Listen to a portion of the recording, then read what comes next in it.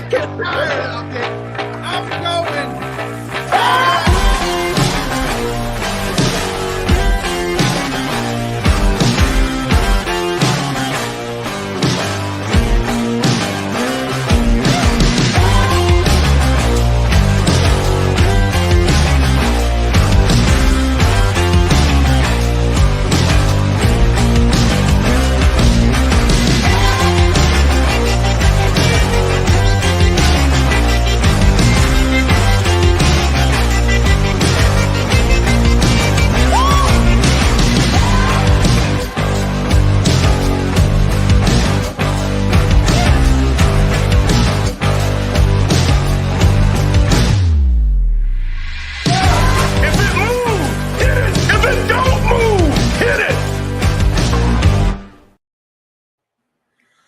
Good evening, everybody, and welcome to the Sunday Sit-down show here on Let's Talk Sports, the Hardcore Sports Network, as well as our new partners, the Sideline Sports Network as well.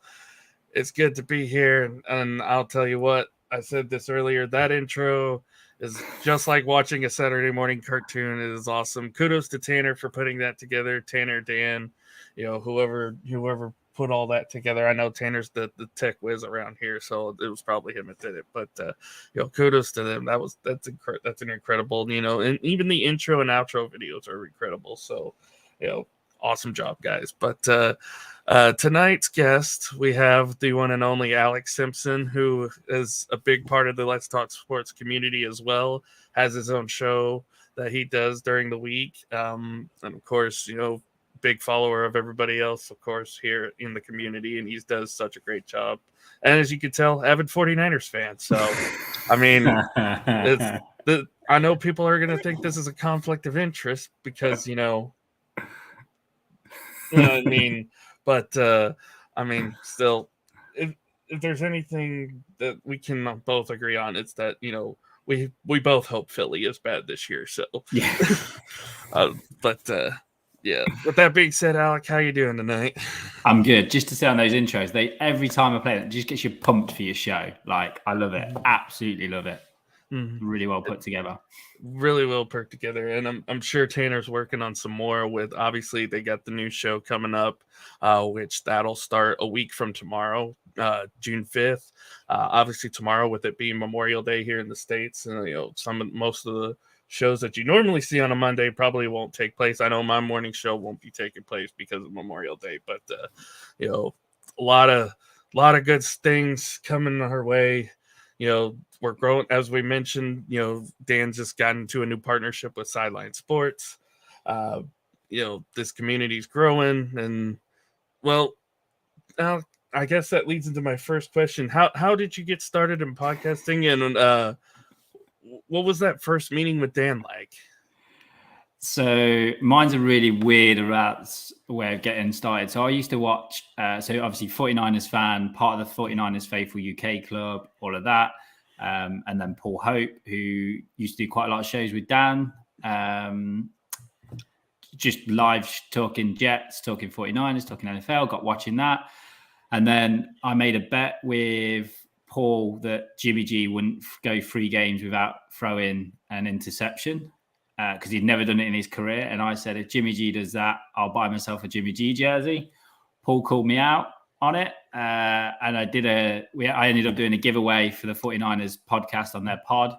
And then Paul was like, oh, you're pretty good at this. Do you want to do it again? I was like, yeah. And then he put me in touch with Dan, and Dan was like, do you want to do your own show? I was like, whoa.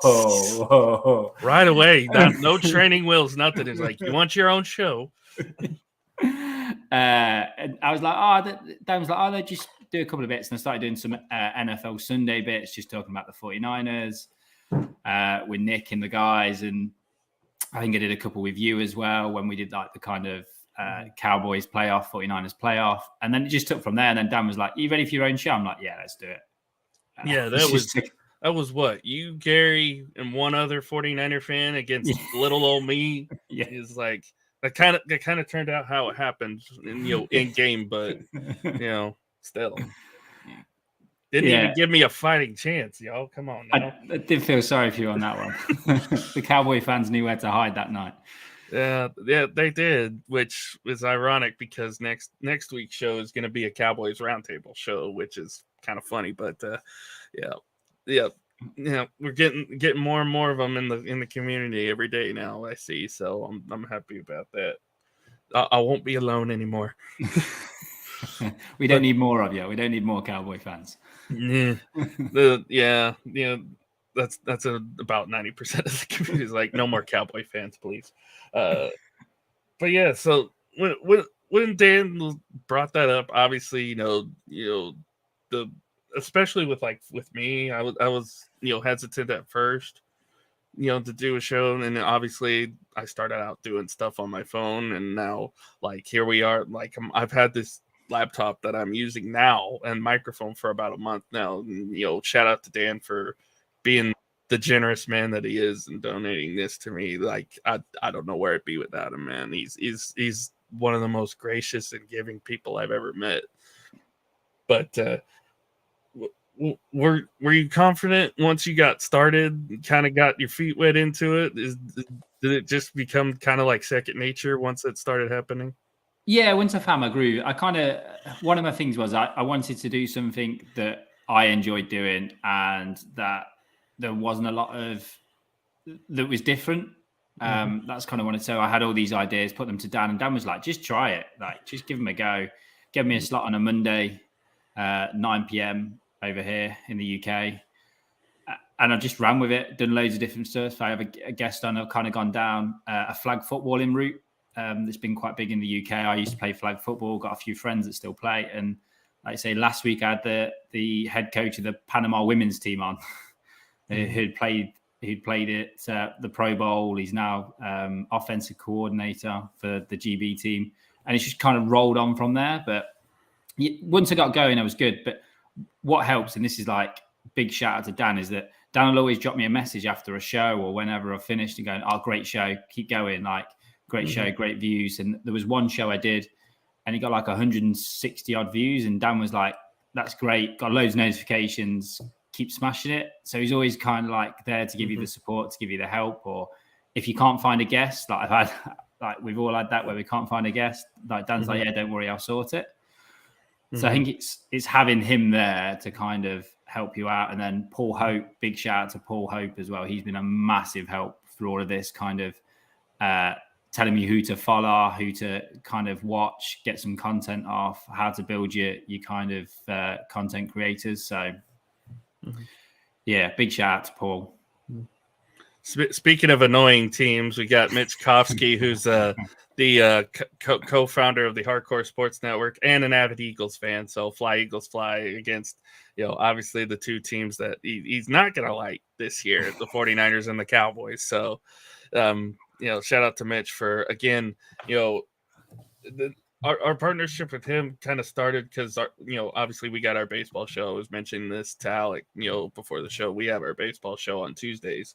And Mitch needed a baseball show for his network because I'm assuming somebody had dropped out on him. So Dan was like, yeah, we got a good baseball show if you want to take a peek. And now we simulcast on both networks, and Mitch has been gracious enough to give me his YouTube address to where I can put all my shows on his network. So now I'm simulcasting on two different platforms. I'm getting a lot of opportunities. So shout out to both Mitch and to Dan, of course, for, again, you mentioned it, you can bring up an idea, and no matter how ridiculous it sounds, Dan will be like, you know what, I'll try anything once. Yeah. So, I mean, it's crazy, but I did the whole draft thing before the NFL draft, the whole draft show before the entirety of the offseason, and without Dan and his help and bringing guys in for that show would have not been what it was. So I got to give a big thank you to Dan Harris for that. And you covered all teams as well, so that's pretty impressive, because I think that's one of the hardest things to do as well, to get someone to cover all teams. However, you found kind of a Cardinals fan to come and do the draft for you. I'll tell you, some of those were like tough. So like when I get to Tampa Bay, I was like, who the hell am I going to get to talk Tampa Bay Buccaneers? Luckily enough, Lonnie Martz was starting to be a big part of the community. So, shout out to Lonnie Martz, by the way, if he's watching. So I got to have him on, and, he's done multiple shows since then. So, I'm grateful for the people I've been able to have on. If there was one thing I could change about that whole series, I will say this. If there's one thing I could change about that whole series is when I did the Houston show, I wish I would have had all three of the We're Just Fans guys instead of just Rios. But obviously Rios was the only one who was free at the time. But I would have loved to have done the show. And I know Carlos will probably watch this later, and we're already potentially going to be in talks about me either coming on their show or we'll do a show at some point. So it'll happen eventually.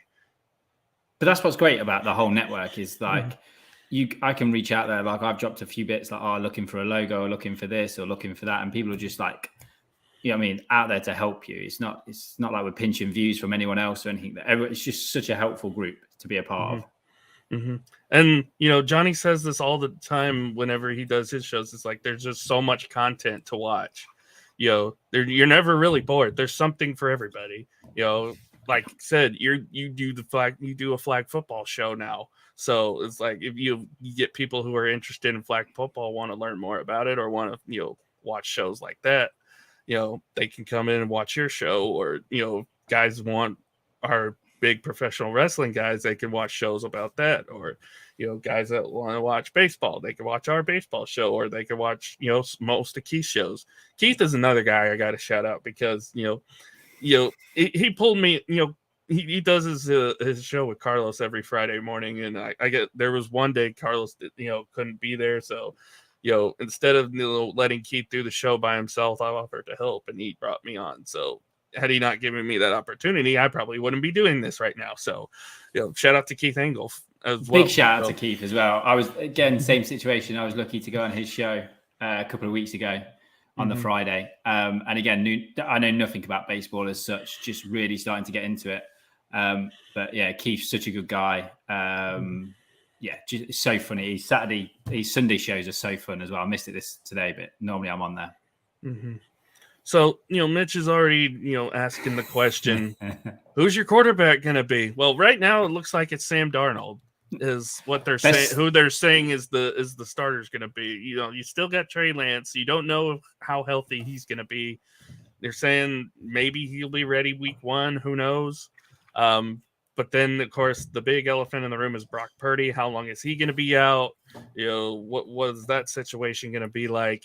But it seems like now Sam Darnold's going to be the guy. I know a lot of people are down on Sam Darnold. This is the best team he's been on, top to bottom. Yeah. You look at the Jets, they weren't that good when he was there. Carolina was a mess when he was there. This is pound for pound the best team, the best situation he's ever been on in his entire career. So to think people are going to say, maybe he's not. I'll say this. Sam Darnold did beat us before, so he wasn't seeing ghosts that day. So that week 5 matchup might actually be a little bit closer to what people think. So I don't think it'll be. I don't know. It depends on the preseason. Who knows? 49ers. Who knows? I've gave up. Yeah. Cheers to that one, Mitch. Appreciate it. I still can't watch the game. I don't know. Who knows with the 49ers where they go with quarterback? You can't guess. Because it's the 49ers, we've got to have a QB controversy. I think it'll be Trey. I think he starts week 1. I think Kyle wants him to start week 1. I think Brock will start on the punt list. So what's that, week 8? He'll be eligible to come back. Is it week 7, week 8? Week 7, week 8, I think, yeah. Yeah, so I think he'll start on the injured reserve pup list. They're saying he's meant to start throwing this week, but I just can't see why you wouldn't give Trey the opportunity to start, because you don't lose the season in week 1, week 2, or week 3. So let's see what you got. So I was going to say the question is, what is he throwing? Beanbags? Because it doesn't seem like he's ready to throw footballs yet. Who knows? Yeah, who knows? I don't think Sam Darnold sees the field at all. But yeah, what do I know? That is one of the biggest knocks on him, and his awareness is not as good as what many people thought it would be when he came out. But again, this is the best team that he's been on. Best offensive line. He won't be getting rushed all the time. He's actually going to be well protected. You got a decent running game there, which you can probably just hand it to Debo 10 times. It'll be fine. And again, top to bottom, the 49ers team, this is why I still tell people is like, this team is the second best team in the NFC. You look at the NFC in general, there's only really three good teams. The Eagles, the Cowboys, and the 49ers. Those three are interchangeable at this point. You might have Detroit sneak in there. You might have maybe the Giants if they get their act together, but that's about it. I don't think the Giants, I think that falls apart this season. That's kind of one of my bold predictions, is that falls apart this season. I mean, I wouldn't be upset about it. Between that and then I'm kind of leaning towards Tampa Bay winning that division as well. If Baker can get his head down, he's got a decent coordinator there, decent setup. He's got Mike Evans, so who knows? Mm-hmm.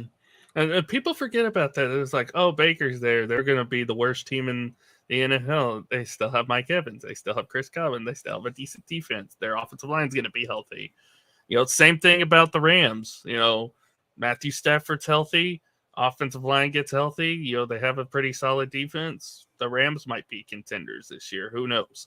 Yeah. You never know what an NFL season is going to be like. We thought last year the Rams were going to get back to the Super Bowl. I mean, that never panned out. A couple of years ago, every so often you just say, oh, the Patriots are the favorite in the AFC every year. And it only happened 7 times. So, it's not going to happen every time. So that's the beauty of the NFL is it's an interchangeable league. The only consistent thing we've had the last few years is that Kansas City's been to the AFC Championship for the 5 straight years. That's the only consistent thing that we've had. I don't think that stops this year either.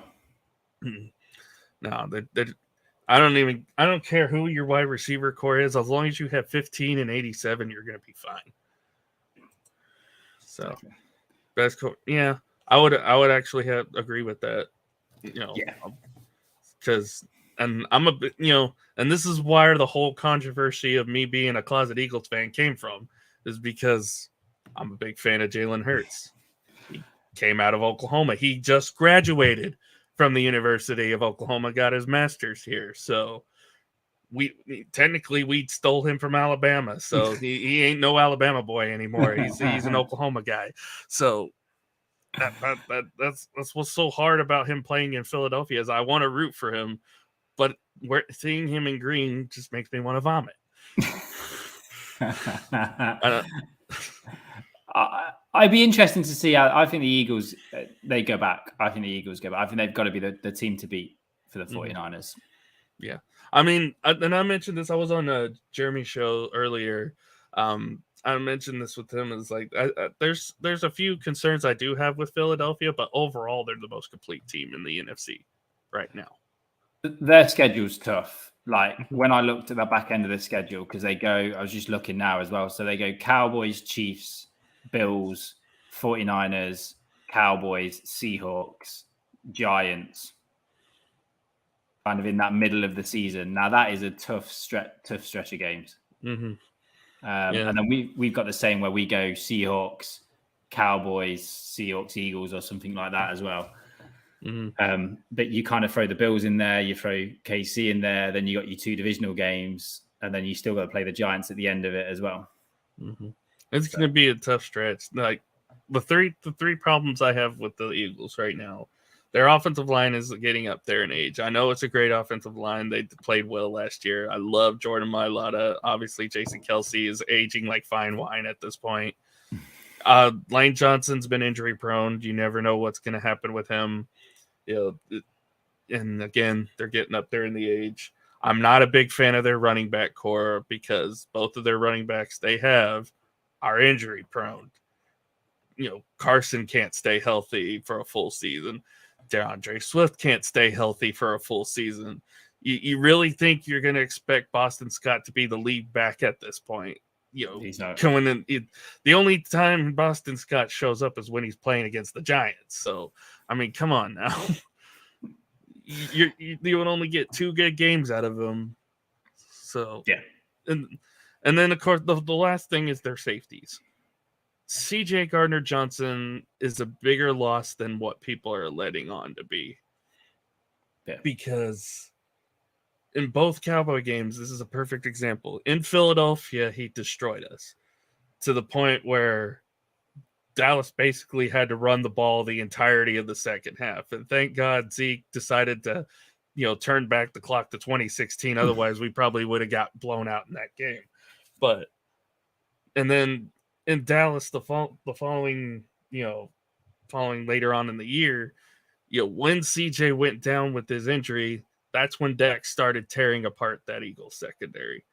And, and then Jeremy said it too. It's like, people still call Darius Slay Big Play Slay. He's about, Jeremy called him okay play Slay. So it's like he's still he's getting up there. Bradbury is a nice piece to have. Obviously, they added Keely Ringo from Georgia. Half their team's from Georgia now. Yeah. It's like it's insanity. But I think Hargraves would be a big miss for them as well. We pinched that off. Hargrave as well. I know they drafted Jalen Carter, and that's huge for them. But I'm so glad, and this is why I feel we can still compete with the Eagles. I am so glad they did not draft Bijan Robinson, because if they drafted Bijan, you might as well just send him to the Super Bowl at this point. Yeah. They probably are a running back away from kind of domination in there with Jalen Hurts. But you can't have it all. That's why the NFL is so great, because you can't have it all. Yeah. So we talked about your quarterback situation. Well, how are you feeling about the rest of your offense coming into 2023? Good. CMC, I think a lot rides on how healthy CMC can be through that stretch starting off. So that'd be good to see, get him his workload. Debo, Ayuk, big year for Ayuk. Again, Kittle kind of come into his own once Purdy came in. We feel like a couple of the tight ends we drafted as well, they should come into play so we can have a good two tight end set that we've not had since Vernon Davis and Delaney Walker. So the rest of the offense looks good. I think our biggest weak link is just to see how that offensive line steps up. With losing McGlinchey, and kind of there's a question mark over there who kind of sits in that hole. But yeah. I mean, he had to leave San Fran so that Micah Parsons wouldn't embarrass him again. But yeah, I do agree with you. I think the offensive line is still a question, but you still got so many playmakers. I mean, CMC is like the best all-around back in the NFL, and if he's healthy, a full 17 games healthy, he's probably the biggest weapon you have. You add Debo to that mix, Brandon Ayuk to that mix, a healthy George Kittle, who's probably tight end 1B to Kelsey's 1A at this point. Is who's going to stop you? Like for real, who's going to stop you? The question's always going to be, I think we'll switch this season from kind of a run first team to a pass first team. And that kind of changed when CMC came. You could see that changeover that we went from, we don't have to run the ball all the time now, because we have got options, like loads and loads of options. So looking forward to it. Kind of, if we can stay healthy in the quarterback room and get healthy at the right time, a bye week's great. It's like week 9. So perfect bye week. Absolutely can't wait.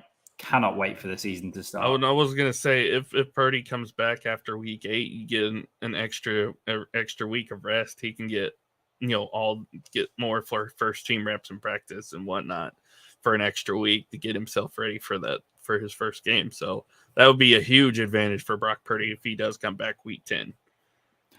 I think what kind of gives it the nod for me is last week we signed Brandon Allen, and that kind of gave me the nod for me that he was a camp arm to go into the camp with.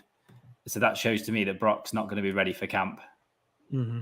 So, because they're the three QBs that we're going into camp. Mm-hmm. Yeah, with the new rule and all that good stuff. What do you think about some of these new rules that they've implemented now for this season? The kickoff rule, the quarterback rule. I'm not a fan of the kickoff rule personally, but the quarterback rule I understand because we don't want another San Francisco situation to happen again. And somebody even joked and said that they were going to call it the Brock Purdy rule. Yeah, my time, and I hate it. I'm going to hate that rule no matter what, because it will be called the Brock Purdy rule, and I'm like, it should be called the Josh Johnson rule. There you go. He's on what, team 14 now? Yeah, and he still can't read a playbook. He must just be good in the locker room. I got a bit frustrated. I went on a bit of a Twitter rant, and it last week when the rules came out, because I don't get the kickoff rule beyond the 25-yard line, because they're saying player safety. Yet from week 11 onwards, you're allowed to flex your Thursday game without any rest. And I was like, how can you in one hand go, yeah, we're really considering player safety? Yeah, but it's okay to play on a 4 week. It's okay to have a 4-day rest before you get, yeah. That's all it's about. It's money. Also, hi to Greg and John. New somebody I haven't seen yet, so welcome.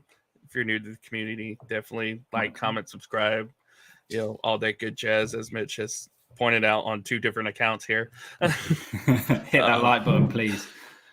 Hit the like button, chat. You know you want to. You know you want to. Do it. Do it. Do the roar. Sorry, tangent there. But yeah, I mean, this team, I'm not a big fan of some of these new rules. Really, the one that I'm okay with, as I've kind of mentioned, was the third quarterback rule, because you're definitely going to need an emergency quarterback just in case something dreadful happens. You lose one quarterback of one. The fact that you lose 2 quarterbacks of one game, that's a rare anomaly, but it happens. It happened last year. So you're definitely going to need something where in that case, and because they want games to be competitive, you don't want CMC running the ball 50 times in the backfield, or as I like to say to Scott, Ramondre Stevenson and 10 guards in front of him. So I think it comes down as well, we were talking about it on the 49ers podcast last week when they were talking about the rule breakdown, is that especially with concussions playing a massive part of the game, you don't want to be on that second QB going, wow, he's past the QB. He's past the what's up, Scott? Scott in the chat. He's already upset. I'm going after him. So I think it makes perfect sense. You don't want to be having that if call if you got a QB with concussion. Like, he's past it, but I reckon he can play. So it makes sense. But then again, it doesn't make sense to then have a Sunday game and go, oh yeah, we're flexing you to the Thursday now. Yeah. Twice. And you want to make sure you have an accurate doctor too, because you don't want to end up the whole Tua situation like it was last year. That was I think the league has cut all ties with him at this point. Like NFL PAs cut him off, all that good stuff. He has no affiliation with the league anymore. So it says nine guards: Ramondre, Juju, and Mac Jones. That's 12 guys, Scott. You need to bring it down to 8 guards. That's pretty much the New England offense at this point. But that might end up being the 49ers offense, for the first few weeks here, if Sam Darnold doesn't, remember how to sling a ball. So I think it'll be Trey. I honestly do think it'll be Trey. See, we are playing with 12 guys, yeah. Belichick found a loophole. Of course he did. It'll be interesting to see what Scott thinks about DeAndre Hopkins allegedly looking at going to New England. Oh man, if DeAndre goes to New England, it's a free for all for the AFC East at this point. Then, so Who knows? Does Hopkins want to be affiliated with Bill O'Brien again, though? That's the big question. I don't know. I don't know whether how sour that ended. Because O'Brien was the one who traded him to Arizona from Houston. So he said, I would love that. I would be his chauffeur. Nice. Nice. If he's standing at the airport with a sign. Scott, you're going to have to get permission from the nurses to do that. Remember that. But yeah, now let's transition into what I think is going to be the strong focal point of your team, and that's your defense. Yeah. People are already saying this is probably going to be the best defense in the NFL, and rightfully so. You have a great front seven, strong middle linebacking core. I love your linebacking core. It's like one of the most underrated cores in the league. Fred Warner, especially, I feel he gets a lot of credit, but not as much as I think he should, because he's just a wonderful player to watch. And your defensive back group is, it's a young group, but they're starting to play like, savvy veterans out there. So it's a really, really solid defense. How you feel about your defense? Yeah, really good. The kind of the defensive line's just going to be incredible this year, I feel. I feel that we've got to, on the end, we've got with to Hargrave now. I completely, you got to add Hargrave into that mix now. Yeah, exactly. We just got to find a kind of a third down rusher, because we're relying on Bosa a bit. Kind of on the edge, we could do another one where we've lost Ebukam, who was just great on third down because he'd come in, just a great speed rusher. So it's kind of hoping a couple of the rookies come in and pay off. But linebacker-wise, the bit that winds me up with Fred Warner that he doesn't get enough credit for is the players around him play so much better when he's there. Like we had Owen Burks in there, who's like second season. He played like an all-pro when he came on because he's got Fred there telling him what to do, guiding him through it. And that's kind of why the Fred and Dre Greenlaw work so well. So yeah, middle linebacker is going to be strong. I think cornerback's probably where we will be. Travis Ward will do all right. It's just the other side. But we signed Isaiah Oliver from the Falcons. He looked pretty decent on the game tape I seen when we played against the Falcons. Yeah, we'll wait and see. And safeties like Hafanga's just a different level, and Gibson's coming back this season. So that front seven's going to be nasty. Yeah. And it's funny. People tell me, it's like, what is your reasoning for losing that game to San Francisco in the playoffs? I was like, I don't know. Just had Fred Warner. He was all over the field that day. So, like when they needed a defensive play to make in that game, it was always Fred Warner. I mean, they did a good job with Bosa. They did a good job with Bosa in that game. They did a good job with the defensive line in general. It was just Fred Warner was just wrecking Dak Prescott that entire game.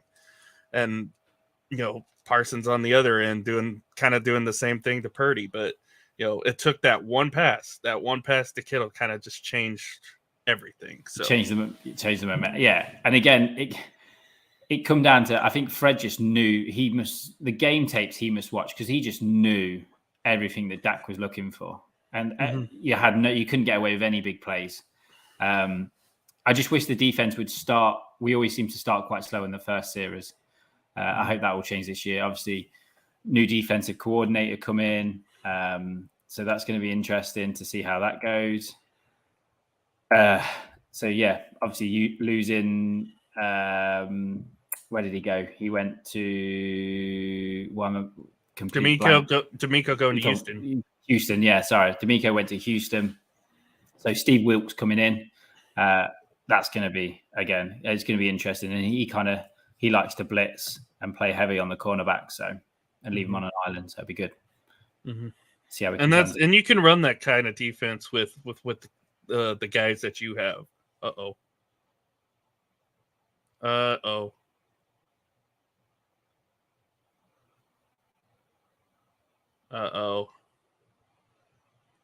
Alec, did Alec get uh-oh. I'm saying uh-oh a lot. Where'd he go? Hang on a second. Oh my God, he's back. Thank God he's alive. Sorry, that was my Wi-Fi, Hank. I have no idea. Oh my goodness. Sorry. I was gonna say I'm the one who's about to get heavy rain here. I'm pretty sure my Wi-Fi was gonna kick out first, but it is what it is.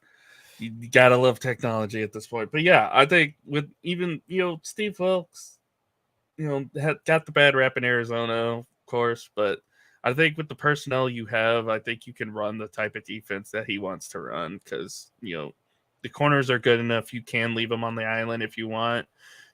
Good safety tandem out there with Gibson, and I'm not even going to try to pronounce his name because I know I'm going to screw it up. But and of course Fred Warner patrolling the middle, that's going to be the key factor. But he definitely can do that. So, and you've got the guys up front to do it as well. So, and adding Hargrave up at what is that addition been like within the fandom, getting Javon Hargrave not just in free agency but taking him away from Philadelphia, who God. So we never. So the two things for me is we never do anything in free agency, and then we did CMC, and I'll always remember. It's really sad. I always remember that the morning I woke up because it broke at like 2:00, 3:00 in the morning. I remember waking up, like looked at my phone. I was like, "Well, all these notifications." Scratched it. I was like, "What? That doesn't make really. We don't normally do that." Got CMC, and then again. With Hargraves, I thought it was the first day of free agency, and I was like, "Oh, it's going to be pretty quiet." We try and do all our business at the end. Like, there's nothing we kind of need. We're one game away, like one injury away, and we would have made the Super Bowl. And then we go and do that. I was like, "Wow." It's just, and I think this is John Lynch running out of time. I think he wants to get back into broadcasting. So I think he wants the ring and wants to get back into broadcasting. So I think this is him going, "Yeah, I'm all in now." Like, I'm not wasting any time. Like this should have been a 5-year project for me, and it's taking far too long. Yeah, especially with what again, Philadelphia is going to be tough competition. What they have, Jordan Davis picked last year, Jalen Carter this year. They got some nice replacements for Hargrave. There's no Javon Hargrave, but that just. Oh, when I saw they lost Hargrave, I was like, cool, that's awesome. When I saw he went to the 49ers, I was like, crap. That doesn't help matters much. Because that just, and Tanner said it best, the rich getting richer. So, yeah. It was such a really weird, because I didn't think we'd go defensive line. I thought we'd go offensive line. I thought we'd replace McGlinchey. We'd do something there. And we might pull in a tight end as well, but just getting Hargraves. I mean, I'm so excited to see him on the field as well. It's just going to shore up that run stop as well. It's going to be hard to run on that team in general. Again, this is probably going to be the best defense in football. On paper, it should be anyway. So, I mean, you look at the NFC, Philly, Dallas, San Francisco will all probably have top 5 defenses coming into this season. Maybe you could throw the Giants in there. I don't think so quite yet. I don't think they're quite ready. But other than that the AFC, that's what I differentiate with. That's not even a word, but that's what I feel is the differences between the two conferences. The AFC is more offense heavy, while the NFC is more defense heavy. Yeah. And that's especially true with the teams at the top. Like I said, Philly, Dallas, San Francisco, Washington even has a great defense. They're probably not going to be doing much this year, but they still have a great defense. The Bears got better on defense this year with all that. I mean, that linebacking core is going to be so good to see at the Bears. I will say this, an underrated defense, I think, this year, and again, it's another NFC team. An underrated defense that I feel is going to be huge this year is Atlanta. Yeah. With all the pieces they added, especially in the secondary, and I feel like Grady Jarrett is the most underrated player in the NFL. He does not get any recognition whatsoever just because he's in Atlanta. And he is perhaps one of the best interior defensive linemen in the entire game right now. And I think they're building the right way as well. They're building through the draft as well. Game 7 tonight, by the way. Celtics, or not tonight, but tomorrow. Game 7. Scott's got tickets as well, hasn't he? Scott's got tickets. Yeah, he said he's going. So, yeah. How much would he give those tickets up for? Do you reckon? What's his price tag on those tickets? Maybe Super Bowl tickets at this point. I don't know. Or in this case, a ticket to the home opener for Colorado this year. God. I looked that up earlier. It's like, University of Colorado. He said 0. Zero. No chance. No chance at all. The University of Colorado. I want to get your opinion on this. The University of Colorado, their first home game, their home opener against Nebraska, the cheapest ticket is $400. And the that cheapest is tickets used to be $40, were they, or something like that before? It was like $5 because Colorado was 2-11 last year. Like, I get it, it's Dion, but Jesus. I might have seen the what they call it price. I did see it sync out the season ticket price as well. It was like quadrupled 200% in price. To put it in kind of a perspective, the ticket for that, the cheapest ticket for that opening matchup against Nebraska is 22 times more expensive than Nebraska's home opener. That's how lopsided that is. It's nuts. And it's what kind of makes that one is how much money is he pulling in just through sponsorship to make that team better as well. And again, I was on Jeremy's show earlier. It's like, they got to pay Dion somehow with that massive contract that they gave him. So, man, that's crazy pricing. Also, it's not accessible. It's like, want to go and watch some ball? That's not accessible to be paying that type of money to go and watch it. Mm-hmm. So let's go back a little bit, about a month here. Let's go talk about the NFL draft. How you feeling about your draft overall, and some of the maybe some of the undrafted guys that you brought in for this team? Be good. I think you kind of look at it and go, we spent a 3rd round pick on a kicker. That's okay. Scott did too. In my defense, it was a 4th round because it was a conditional pick, so you class it as a 4th rounder. But we went with need. Jayon Brown as well, safety. He looks pretty cool. And then I do like what they did in the later rounds as well when we kind of picked up Ronnie Bell from Michigan. Kind of watched a bit of Michigan football because we get quite a bit of that over in the UK just for being one of those teams that's kind of always on the TV. I like that. And then Cameron Letour from Alabama looks a good tight end as well. So I like what they did in the draft. It was a non-sexy draft. It was a draft that was out of need. So and that's kind of how most drafts usually end up. It's usually a draft out of need more so than a draft out of, hey, let's go get this guy. And also with us, none of these players need to perform. Obviously, Jake Moody does need to perform this season. But other than that, none of the players need to perform this season. They're kind of for next season. And that's the way John Lynch has been building through the draft. We're not building now, we're building for next season. So, I'm looking good. There was no quarterback taken in the last pick. So that's the only place I'd say we've failed. I mean, so any of the undrafted guys you feel have caught your eye here? Yeah, so the undrafted Joey Fisher, absolute unit of a player. I forgot so apparently he didn't get drafted because of his arm size. His arm length isn't great, but he just looks an absolute unit as an offensive tackle. I think he'll make the team. And then they picked up a wide receiver as well. Who come out with some game tape that looked really cool. So I like what they did. They picked up a guy from Oregon State as well who can play running back, fullback, and he can play quarterback. So kind of that Sean Hill. Yeah. Kind of vibe.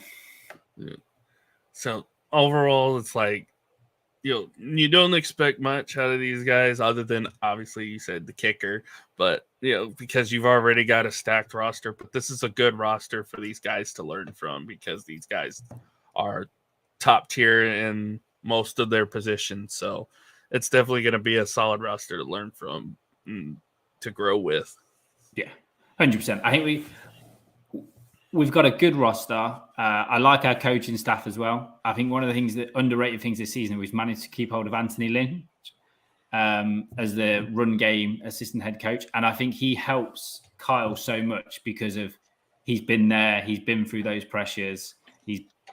He's just there to help take the pressure. And like Kyle's game calling improved so much last season. And I put that down to he had Lynn in his ear, just kind of like, oh yeah, now's the timeout. Yeah, I'd call a timeout because he'd been a head coach. He'd played he'd been a half decent head coach. Mm-hmm. And I'm surprised he didn't get snapped up this season. Mm-hmm. Yeah, that was one of my surprises too. Obviously, Bieniemy was kind of another one, but he ended up getting traded off to Washington, so he's now going to be the offensive coordinator there. So, he's got his. Scott's asking about the quarterback position. Purdy, as you mentioned, kind of who do you want to see starting? Do you want it to be Trey? Yeah, just to see what we got. I'm a firm believer. I don't get excited in the season so I love to see the 49ers Twitter meltdown in a kind of like week 3 when we've only won 2 games and we lost the game, and the season doesn't get going until week 8, week 9, week 10. Let's play Trey. Let's see what we got. Mm-hmm. We're going to win this division. So I was going to say Scott feels the same way, especially back in the Brady days when the Patriots would start 1-3 and then the sky is falling. No, it's Tom Brady. They'll be fine. Yeah. Give it a week or 2. Yeah. It's because no one does preseason. No one wants to do preseason. Exactly. It's useless, kind of. You really just do a full big thing, a training camp, and just go on from there. Yeah. So just do a full training camp session where you do every practice in pads and you do game type situations. Yeah. So I'm not, but I think we'll be fine. I think Trey Lance will start, and then week 5, week 6, Purdy will be back, and I think it'll be a conversation there. But again, what do you do? Say Trey goes out, and do you know what I mean? We start the season 5-2, and he's kind of looking good. Minimal interceptions, getting hold of the offense. What do you do with Purdy? I think that's a worse situation to be in than it is to know what you've got in Lance. It's to quote a wise man, it's a terrible situation to be. It's a good terrible situation to be in. When you got 2 quarterbacks that can ball out like that, it's a wonderful problem to have, as a wise man once said. Yeah. So I'm just glad that Jimmy G's not there this season, because I think that added a whole complication, because the players love Jimmy G, because before Jimmy G, we had Brian Hoyer. So imagine going from Brian Hoyer to Jimmy G. No, I was going to say, just ask Tom Brady. Yeah. Speaking of Jimmy Garoppolo, what do you make of his whole situation with him in Vegas? Because it came out that he did not pass a physical in March. He's got one more attempt to pass another physical, I believe either June-ish or July-ish. I'm not sure what the date is going to be. But if he does not pass it, then Vegas will probably become a free agent, and it will not cost Vegas a single dime. They will not have to pay any compensation for Garoppolo at all. What do you make of that whole situation? I know he's your former quarterback. What do you make of that whole situation? I think it's so sketchy because of... So we had rumors that Jimmy G was fit enough to play against Philly and against the Eagles, and he didn't play in the championship game. So, and I was like, I can see why he wouldn't play in the championship game, because of, I don't want to be injured. I don't want to get injured and then not have a contract next season. And then it comes out that he went to the Raiders, and then he needed another operation on his ankle. And so that's apparently why he's failed his physical. But they always knew that he needed this operation, but it sounded like the Raiders didn't. So, Yeah, if he does, I mean, it's basically water under the bridge at this point. But that's just kind of a glaring thing. Is like if he doesn't and he's off the team, what does Vegas do now at quarterback? I've heard rumors that they may go to Carson Wentz. But how far not is he that's behind schedule? If they thought he was meant to be in OTAs now and he's not because he's failed his physical, then they clearly didn't expect him to fail his physical. Again, it's Vegas. You never know with that ownership. So that's why they're going to finish at the bottom of the barrel this year. I feel if there's any team that's going to fall off the map, it's probably going to be Vegas, and they're probably going to be, dare I say it, they'll probably be picking Caleb Williams next year. another QB for Jimmy to look after. And he's getting sick and tired of it at this point. Well, guess what, Jimmy? How do you think Tom Brady felt? Because that's exactly what he had to go through in New England. So there you go. And because Bill drafted Jimmy to replace Tom because he liked Jimmy a lot and drafted him with the second round pick. Tom was like, hell no. And I believe that year he had an MVP season. So he put all that to bed, and then a couple years later, they ended up shipping him off to San Francisco. So, well, that was the same season where Tom wouldn't sign another contract unless Jimmy G left, was the rumors, wasn't it? He was unwilling to sign the extra 2 years unless he left. And yet, isn't it true that Brady's just about to buy a bit of the Las Vegas Vegas as well? He's about to become a part owner of Vegas. So, and I was on Jeremy's show earlier. He made the joke. It's like, oh, Jimmy G can't play. Hey, Tom, you want to come out of retirement? We made the joke that if that were to happen, because the Patriots are honoring Tom Brady week 1. Yeah. If that were to happen, Patriot fans would be livid, especially if he went to Vegas. I'm surprised. I mean, that's a full circle with the Tuck rule and everything. I'm surprised they forgave him. I'm surprised they're even allowing him in the building after that. No, well, then again, it is Vegas. It isn't Oakland. So if it was Oakland, it'd be a different story. Yeah, it's still the same, though. That entire management organization, state, city, whatever, it's just a complete dumpster fire. Yeah. Do you think they're nailed on for number 1 pick? I would not be surprised. I know people are saying that Arizona's probably going to have number 1, but I don't see it. I think Arizona will have 2 top 5 picks because obviously they have that second first round pick that they got in the trade, but I don't see with Arizona being as bad as they are, who knows what some of these other teams are going to look like. Really, Vegas is the only AFC team I could see falling that far.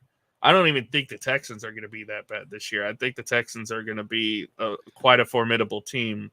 Maybe not a competitive, we're going to compete team, but they're going to be that scrappy team that is like, maybe we could steal a game here and there, maybe get 6, 7, 8 wins on the season. D'Amico will get that team going, 100%. Mm-hmm. Maybe Tennessee. Maybe Tennessee's the team that falls off, like Mr. First Down wants them to. And sometimes, obviously they got their quarterback now with, Mr. I put mayo in coffee and Will Levis. But how many games do you reckon he starts? That's a good question because I think they're going to go with Tannehill to start off, obviously, but I would say maybe mid-season if they're not within contention or at least close to the division, then maybe Mike Vrabel makes the switch. So who knows?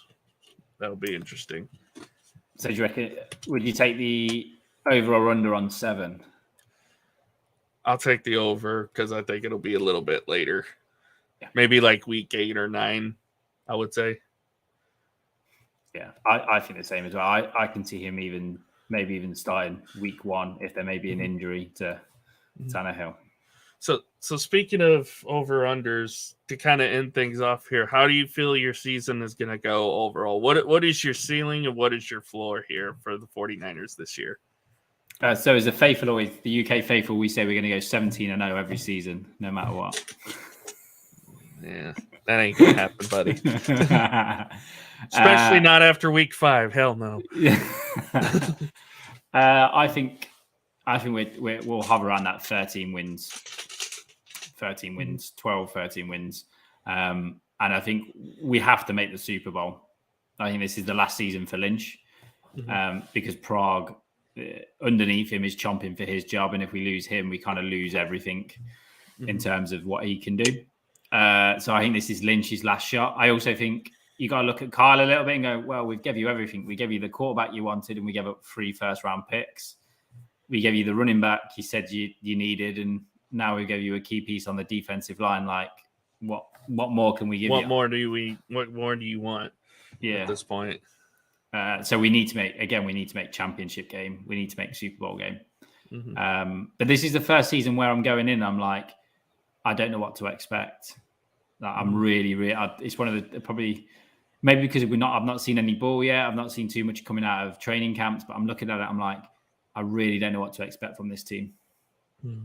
So, yeah, I would agree with that. I would say 12-13 Super Bowl is probably the highest that they can go. Again, it'll be either them, Philly, or Dallas at this point getting into the Super Bowl. I don't think Detroit's ready yet. I don't think anybody else in the NFC is quite ready to make that jump yet. So it'll probably be one of the 3 of us go into that game. Obviously, the 49ers, that would be something that you would need to get to kind of put fans at ease and kind of put John Lynch at ease to get to the Super Bowl. I said this, for crying out loud, just want to make the NFC Championship game. I'm tired of not getting there. I'm tired of all this. I know more Cowboy fans feel the same. So that how ironic would it be? We finally get to an NFC Championship game, but lose again, 3rd year in a row to San Francisco. I think that would be a little bit worse for wear, but hey, at least we get to a championship game. So the one thing as well we need to do as well, and I got kind of kicked back on this from the faithful a little bit when I said we need a home field advantage, and they were like, it's fine, we win on the road. Well, it's a lot harder to win in Philly than it is to win in Santa Clara. Like, Philly fans do not give a shit. No, and it's hard to go and win 2 games on the road. Like, whether that's wherever it is, it's hard to go and do that in playoff football, to go and win 2-3 games on the road. They're like, oh, well, we proved that we can do it. It's like, well, no, it's hard to do. Like, make it easy for yourself. Get that home field. Get that 1 week rest. Yeah. Yeah, and that's the thing that we need to do. I don't think the division's an issue. I think Seattle have done well, but I don't think, again, I can't believe they're resting their season again on Geno Smith. Because, like, you get the number 1 seed, like, the worst you're getting is probably an 8-9, 9-8 Atlanta team, or whoever comes out of the NFC North or South, I should say. That's probably the worst you're getting first game. So it's not that big a deal, and you'll probably get I would say maybe Detroit out of game 2, maybe Philadelphia, depending on what happens. But you get that. Would you rather have the NFC Championship game in Philadelphia, or would you rather have it in Santa Clara? There's the difference, and that's a huge difference. I think that's at least a 10-point swing there. 10-point swing. The only bit that raucous crowd, horrible. The only bit that does worry me is I was saying about the schedule came out, and we looked at the schedule, and we go Seahawks at Seahawks, then we Philadelphia at Philadelphia, then Seahawks at home, then we have the Cardinals, and then we have the Ravens. I mean, that's just when you kind of think of that middle season chunk, that's a chunk of it. And that Ravens game is Thanksgiving too. Yeah. So short week. And again, I just think it's one of those where if we lose 2 of those, you're kind of on that rut then, aren't you, towards the end of the season where you kind of like you lose. You got it in that stretch. You got to at least win in Philly. If you win in Philly, then that can probably set you on the right path. Yeah. And I can't see us sweeping the Seahawks again like we did last season. They'll pinch a game off us. Mm-hmm. And who knows? The Rams might be a little bit more competitive than what they were last year if they stay healthy. Yeah, I do worry about the Rams. I think they're paying for their Super Bowl, but guess what? They won a Super Bowl. Mm-hmm. They're paying the price for it, but if they get everybody healthy, they'll still have a competitive team at least. So it'll be a better situation than Arizona, that's for sure. That's going to be so interesting what they do with Kyle next year. I would not be surprised if they trade him. Who wants him? No. And what are you going to get for him? It depends on who wants to take a chance on him. You're going to get to quote Keith Angle again, all it takes is one dumb owner to make a decision like that. So, because if they see the shiny new toy in Caleb Williams and they give the number 1 pick, they're going to be like, maybe. I don't know. Yeah. I mean, it's going to be a really weird how they're rebuilding. It's going to be really weird. Plus, if they end up having both number 1 and number 2, with him having both 2 first-round picks, you get Caleb and then you get Marvin Harrison Jr. That's already a scary tandem to deal with. So, I think Houston win a few more games though. I think Houston are going to 5-6 games. Yeah, I was going to say I think they could push up to 8. So. I think they can be very competitive and not just in their division, but I think in certain cases in the AFC, they can be a little bit competitive this year.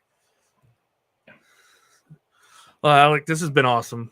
I've had a great time. Thank you so much for coming on. I know it's like 10 o'clock there in the UK now. So, but is there anything you'd like to promote or anything you'd like to anything you got coming out within this next week or so? Yeah, so just a big shout out to Dan as well at Let's Talk Sport. Like, any show I come on, cannot praise that guy enough. Appreciate it. Tomorrow night, 9 o'clock UK time. So what's that, 4 your time? 3 your time? It'll be 4 p.m. Eastern, 3 p.m. Central. Ooh, cheers. I've got Britt from... she's the quarterback for the Great British flag football team. So they're just about to head into the European Championships. And then hopefully in October, it'll be announced as an Olympic sport for the Olympics in America. So she's coming on. She currently plays in the Boston League over in New England. So that way, so she's an American flag footballer / Great Britain flag footballer. So it'd be interesting to see how that works. Has she got a TV passport? So that's on at 9 tomorrow. And then I'll just be dotting around on a few shows in the comments, lingering around. Mm-hmm. Yep, definitely go check them out. Again, much like, everybody says, like, comment, subscribe, click the bell so when guys are going live. There's always something to watch here on Let's Talk Sports. There's something for everybody: flag football, regular football, actual football if you're UK soccer fan or worldwide soccer fan. Stuff like that. There's always something on here to watch. So, shout out to Dan for all that he does. Again, shout out to Miskowski for letting us be on the Hardcore Sports Network, and shout out to our new partners at the Sideline Sports Network as well. So, again, Alec, thank you for being on. It's been awesome. Any last words before we head out? No, I'm all good. Thank you so much for having me on, Alan. I appreciate it. Love coming on with you. Love talking Cowboys and 49ers. Yeah.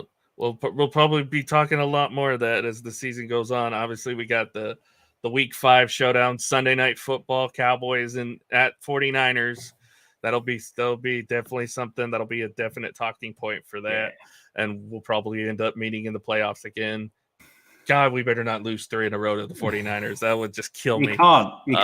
It's impossible to. Yeah. Well, for me here at about the top of the hour, I know we just passed 4 o'clock here in Central Time, but here at the top of the hour, I'm going to have my new series, State of the Franchise. We're going to have both Ed in Columbus and Bobby G on. We're going to talk some Cleveland Browns. So definitely keep an eye out for that. That'll be here at the top of the hour. No Monday show because of the Labor Day, because of the Memorial Day here in the States. And then Tuesday's a baseball show with Scott Cobe and the one and only Jonathan Grishman as well. So definitely check that out. But other than that, guys, thank you so much for joining us. For Alec Simpson, my name is Alan Perales. We love y'all. Stay safe. Hope you have a great rest of your Sunday night. We'll see y'all later. Have a good one, guys.